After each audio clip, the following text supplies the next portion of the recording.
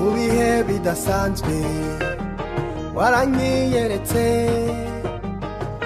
mbere y'Imana y'ibirato, kandi y'imvura iguye mbere umutaka, izuba rivuye genda untwikiriye, naho imivu yatemba